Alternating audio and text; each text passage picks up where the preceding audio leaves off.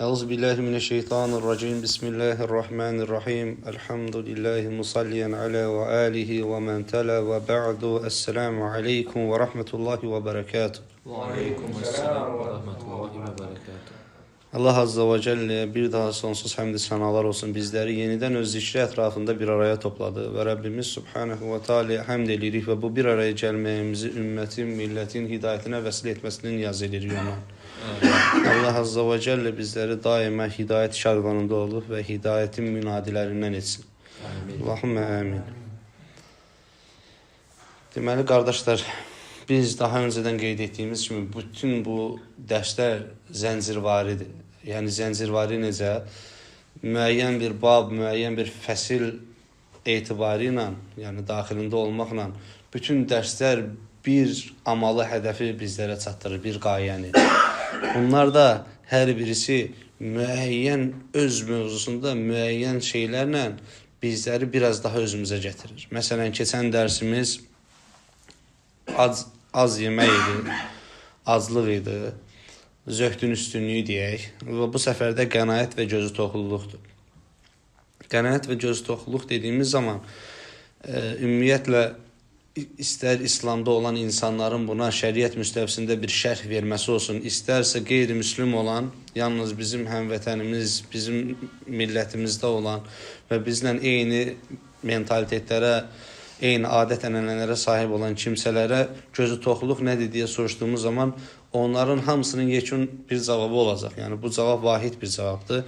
Gözü toxluq, yəni insanların mallarına təsallut etməmək, yəni musallat olmamaq, öz əlində olandan yetinmək, yəni qənaət etmək və Allah Azze və Cəllənin sənə verdiyini onun yolunda təsarruf eləmək və daima hər bir halda ona həmd eləmək. Hər bir halda ona həmd eləmək. Çünki biz bilirik ki, Allah Subhanahu və Teala Quran-ı Azimuşşanda bir neçə yerdə bizlərə وَلِلَّهِ مُلْكُ السَّمَاوَاتِ وَالْأَرْضِ deyə ayətində göylərin və yerlərin mülkünün yalnız özünün sahib olduğunu bildirir. Yəni göylərin də mülkünə, yerlərin də mülkünə uca Allah Azza və Cəllə sahibdir. O dilədiyi üçün genişləndirər, dilədiyi üçün daraldar. Şübhəsiz ki, vahid təsarruf sahibi, yəni təqsim etmə haqqı, kimə nəyi verəcəyini o bilə bilər. Yəni qulları bunda heç bir söz haqqına sahib deyildir. Bizlər yalnız Allah Azza və Cəllənin verdiyi geniş zənginliyi və yaxud da verdiyi bir darlığı, tabiri caizsə, üzərimizə daha doğrusu imtihan olaraq qəbul edəcəyik. Yəni Allah Azza və Cəllə bir şeyi mənim üçün genişləndiribsə, bu bir imtihandır və yaxud da bir şey mənim üçün daraldıbsa, bu da bir imtihandır. Bunu belə qəbul edəcəyik. Çünki Allah Azza və Cəllə bizləri yer üzərinə qulum ismini verib də yer üzərinə göndərdiyi kimi yer üzərində nə etməyimiz olduğunun misyasını bildirir və bu misyanın tamamına imtihan deyir. Allah Azza və Cəllə Ankəbut surəsində buyurur ki, Estağfirullah, Əhəsibən-nəsu ən yutraku ən yəqulu əmənə və hum la yuftənun. Baxın qardaşlar, Allah Subhanahu wa Taala buyurur ki, onlar deyir, ey Muhammed, iman etdik dedikdən sonra imtihan olunmayacaqlarını mı zənn edirlər?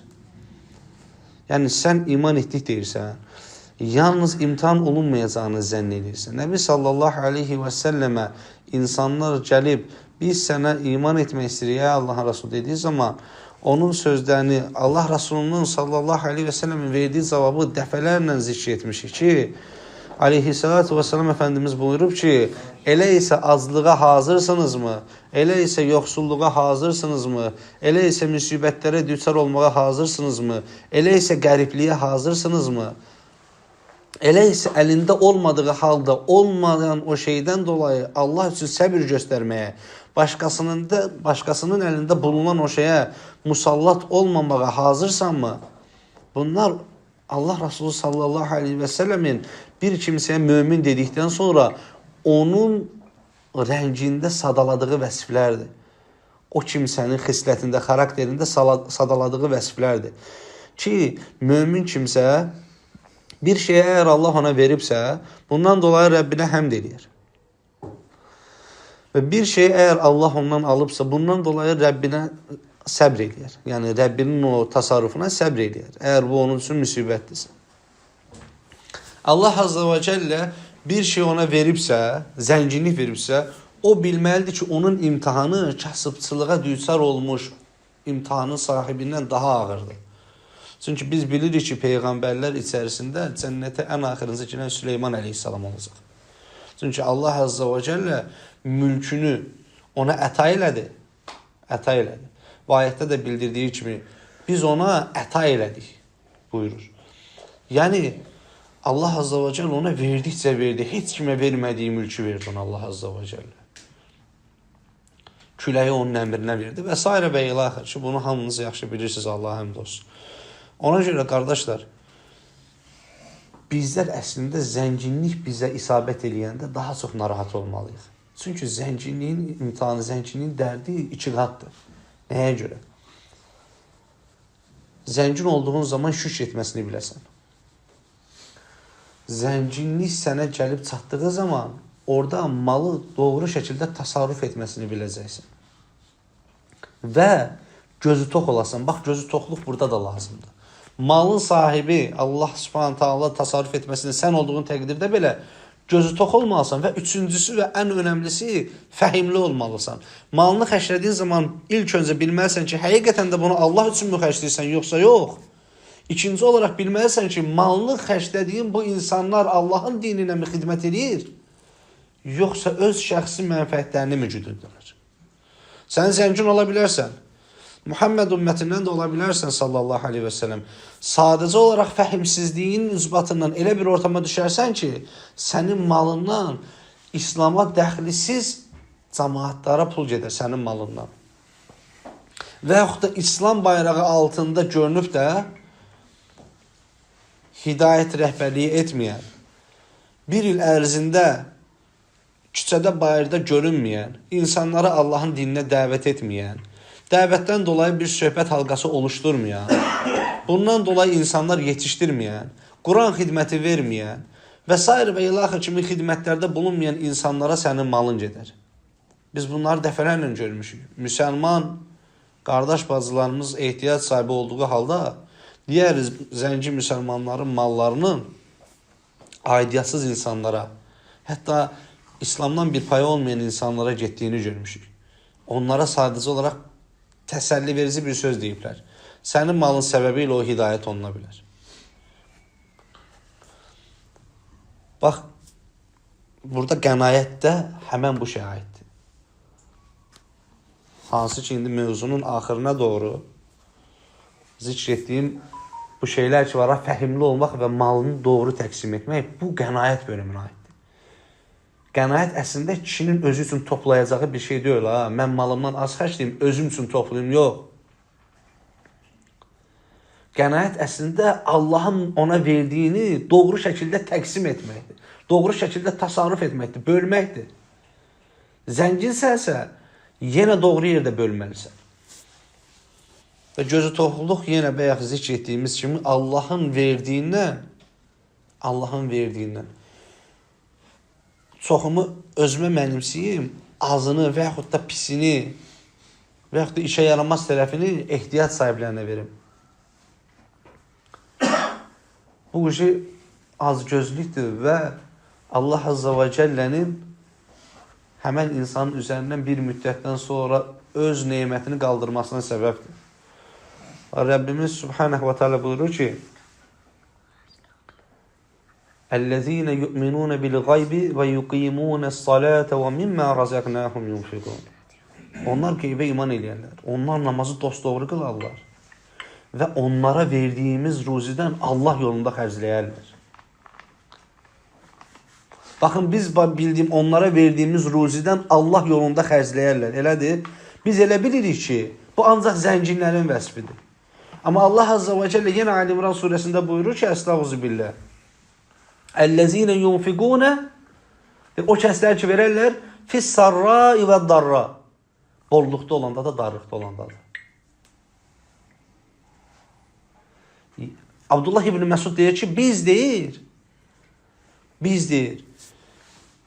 Allah Azze ve Celle bizə müəyyən bir işimiz, biznesimiz olmadığından dolayı, onun üzerinden bir ruzi yazmadığından dolayı biz gedib fəhlə işləyirdik ki, oradan Allah bizə ruzi yazsın və o ruzi ilə deyir, insanlara deyir, biz də verək deyir.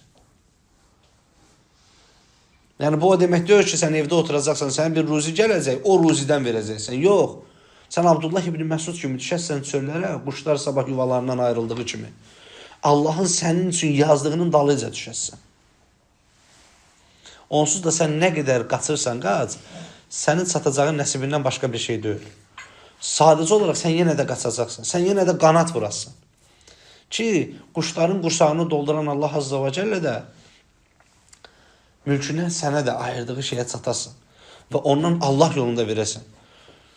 Darlıqda olanda da, bolluqda olanda da. İmam Rahmetullahi Aleyh mövzunun əvvəlində Hud surəsi 6-cı ayətlə başlayır. Estağfirullah, Rəbbimiz Subhanahu və Teala buyurur ki: "Və mə min dabbatin fil ardı illə alallahi rizquha." Yer üzündə yaşayan elə bir canlı yoxdur ki, Allah onun ruzisini verməsin. Musa əleyhissalamın bir qissəsi düşür adamın yanında. Musa əleyhissalam Allah Azza və Cəllədən mənqibədir bu, danışdığım. Yəqinlik dərəcəsini artırmaqdan ötürü, təvəkkül dərəcəsini artırmaqdan ötürü Allah Azza və Cəllə ilə münazat halında olur. Və deyir ki, ey Rəbbimiz, ola bilərmi ki, mən nə vaxtsa bir sıxıntıya düşüm. Və bundan dolayı da səni özümdən bir xəbər zənn edim. Bayan deyir ki, imtihan mənə gələr, bu sıxıntı ilə demir eləyə. Ola bilər sıxıntım o qədər çox olsun ki, belə bir hala düşüm. Yəni bu halda deyil amma deyir. Yəni elə bir sıxıntı ola bilərmi ki, deyir, məni o hala salsın. Allah Azza və Cəllə deyir ki, ey Musa deyir, ayaqlarını salçaya və deyir, ayağını isabət edin, deyir, daşı qaldır. Həmən altında deyir, ruzlənən bir balıq görəcəksən. Musa əleyhissalam daşı qaldırır, görür ki, daşın altında balaca bir balıq ruzlənir Allahın ona verdiyi ruzinə.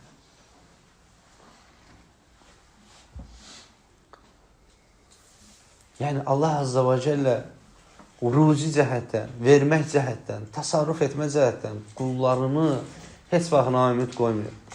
Bizdən bir şey istəyir. İmanına özün sahib çıxacaqsın.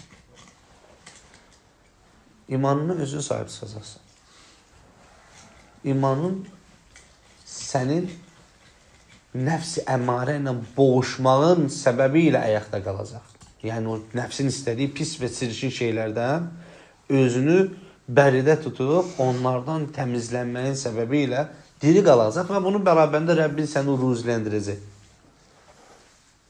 Yəni ondan bu xüsusda naümid ola bilmərsən. Şeytan amma biz nə edirik? Bir yerdə insanı qorxudur, yoxluqla, azlıqla, ruzinin ona biraz gec çatması ilə biz həmən o bir dənə yerdə qorxutmanın qorxusu ilə qorxunuruq. Amma Allah Azza və Cəllə nə buyurur?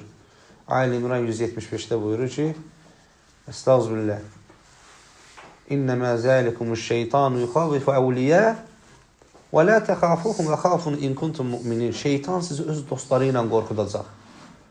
Bunlar istər cinlər olsun, istər insanlar olsun. Qorxudacaq nədir? Gəlib sizin qulağınıza fısıldayacaq, gəlib sizə qara-qara danışacaq, gəlib sizə sənin də işlərin yolunda getmir. Əşəlvə hara atırsan quruyur, ay belə, ay nə bilim, deyəsən səni çalındıra bilməyəsən, deyəsən nə bilim, sənin elə yavaş-yavaş etibarından da itirəsən və s. və ilə axır. Allah Azza və Cəllə buyurur ki, və lə təxafuhum. Qorxmayın. Qorxmayın deyir, niyə qorxursunuz? Və lə təxafuhum. Sonra buyurur ki, və xafunu in kuntum mu'minin. Məndən qorxun deyir. Əgər möminsənizsə. Burada da bir təhdid var ha. Əgər möminsənizsə məndən qorxun. Mömin deyilsiniz, onsuz da onlardan qorxa bilərsiniz. Yəni siz üçün bir fərqi yoxdur. Allah Azza və Cəllə buyurur ki, yer üzərində yaşayan elə bir canlı yoxdur ki, Allah onun ruzisini verməsin. Biz bunun dəfələrlə şahidi oluruq, dəfələrlə. Görürsünüz, timsah bir böyük həcmli heyvanı parçalayandan sonra ağzını açıq qoyur. Üzü günəşə tərəf durur, ağzını açıq qoyur. Bir balaca cılız bir quş gəlir öz dimdiyi ilə onun dişlərinin arasındakı öz ruzisini yeyir. Allah Subhanahu taala elə sistemləşdirib ki, timsah bilir ki, o quşu yesə digər quşlar qorxacaq, gəlməyəcək. Və bilir ki, gəlməyəcək, gəlmədiyindən dolayı da ağzındakı o dişinin ətrafındakı o şeylər təmizlənməyəcək. Çünki bilirsiniz ki, sənə qabiliyyəti o qədər güclü deyil də yerində parçalaya bilmir. Biraz şaxələnsə də mövzumuzdan dönərək timsah bir şeydən ət qoparda bilir. Və ona görə Allah Subhanahu taala onu elə sistemləşdirib ki, o həmən o heyvana əl dəymir. Həmən heyvanın ruzisi də onun dişlərinin arasındadır. Və biz bilirik ki, İslamda təsadüf yoxdur, tavafuq var. Allahın qeyd etdiyi, yazdığı, bizim üçün təqdir etdiyi. Bir də görürsən ki, biz yenə deyirəm, bunu sosial platforma şəbəkələri vasitəsilə dəfələrlə rastlaşmışıq. Bir dənə heyvan gedir, başqa maşında, yanında bir başqa maşında da samanlıq gedir. Yan-yana getdikləri yerdə oradan ruzlənir, ondan yeyir. Yəni biz nədən qorxuruq? Allah Subhanahu taala heyvanı belə ruzləndirir.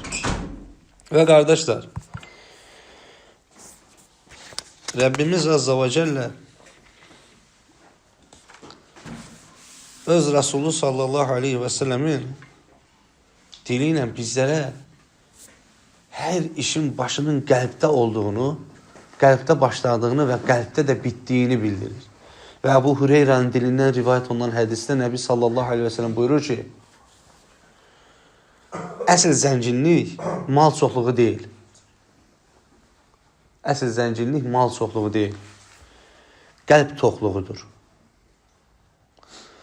Baxın, Peyğəmbər sallallahu aleyhi və səlləm buyurur ki, onlar deyir, uca Allahın kəlmələrini çatdırdığı zaman deyir ki, onlar deyir, ehtiyac içində olsalar belə dilənməzlər. Əl açıb dilənməzlər, izzətlərindən dolayı.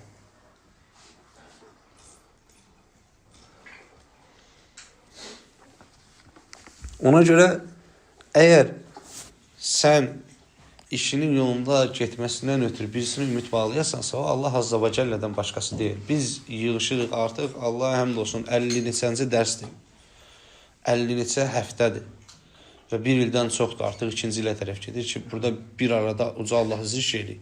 Və bir şeyin yəqinində olmalıyıq ki, vallahi Allah Subhanahu taala bundan dolayı bizi hesaba çəkəcək. Bir dənə hədislə belə olsa əməl eləmək lazımdır. Bir dənə ayətlə belə olsa əməl eləmək lazımdır.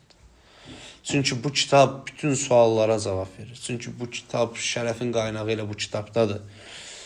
Buna yaxınlaşan şərəfin sahibi olar, uzaqlaşan şərəfindən taviz vermiş olar və bir müddətdən sonra şərəfi tamam onun əlindən çıxar. Və Allah Azza və Cəllə Rasulunun dini ilə son olaraq bunu qeyd edirəm inşallah qardaşlar. Sonra sual cavaba keçəcəyik. Öz Rasulunun dili ilə bizlərə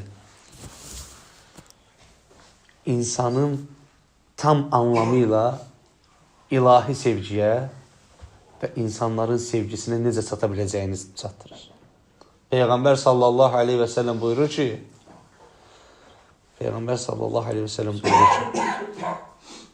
əgər Allah səni sevsin istəyirsənsə, ona qarşı təqvalı ol. Salih əməllər işlə və onları qoru. Yəni, bunda ixlaslı ol. Yekun etibarı ilə təqva sahibi ol, vəra sahibi ol və Allah Azza və Cəlləyə qarşı səmimi ol. Allahın səni sevməyini istəyirsənsə. Əgər insanlar səni sevsin istəyirsənsə, gözünü onların əlindəkindən çək. Yəni, gözlərini onların mallarından çək. Onların malından heç nə umma. Qardaşın da ola bilər səni nəsə vermək istəsin, murad eləsin. Nə xoş onun da halına, sənin də halına ki, bir-birinizin arasında belə bir sevgi Allah Subhanahu taala yaradıb. Yoxsa sənin ondan nəsə istəməyi Qardaşdır deyə bir dəfə verər. Bunu biz eşitmişik, 2 dəfə verər, 3 dəfə verər. O, məxluqdur, xaliq deyil ki, ondan istədiyin zaman sevinsin. Bir müddətdən sonra qəlbi qaralacaq. Bir müddətdən sonra bezməyə başlayacaq. Bir müddətdən sonra Allahın qorxusu da qəlbindən çəkildiyi zaman artıq sənin bu əməlini orada, burada böyük fıskmış kimi, sən fasiqsənmiş kimi danışacaq. Özünə də bir, belə deyim, əl yeri qoyacaq ki, güya bu bir fıskdır, ona görə bu qeybətdən sayılmır da, yəni açıq bir fısk etmiş olursan. Amma qardaşlar, insanlar sənin ayıbını örtməsini istəyirsənsə, insanlar sənin ayıblarını görməzdən gəlməsini istəyirsənsə, ümumiyyətlə, ayıbın sahibi olma. Əgər ayıbın sahibi sənsə keçmişdə, bunları örtbasdır eləmək istəyirsənsə, səxavətli olacaqsan. Və insanlar səni sevsin istəyirsənsə, onların mallarından, onların əllərində olandan gözünü çəkəcəksən. Bax, bu 2-3 dənə şeylə sən artıq izzət sahibi, etibar sahibi bir müsəlman olmuş olursan. Allah Azza və Cəllə bizlərə səhabə radiyallahu anhumun izzətini nəsib eləsin. Allah Azza və Cəllə bizləri bir-birinin arasında etibarlı olan qardaşlığa sahib etsin. Və bizləri burada bir araya topladığı kimi cənnətində də bir araya gətirsin. Və ümməti Muhammədi, İslam diyarını, İslam coğrafiyasını bu sıxıntılardan qurtarsın. Biz bugün əmniyyətdə olduğumuz kimi Allah Azza və Cəllə onlara bizimkindən misli artıqlaması ilə əmniyyət nəsib eləsin. وآخر ودعوانا إن الحمد لله رب العالمين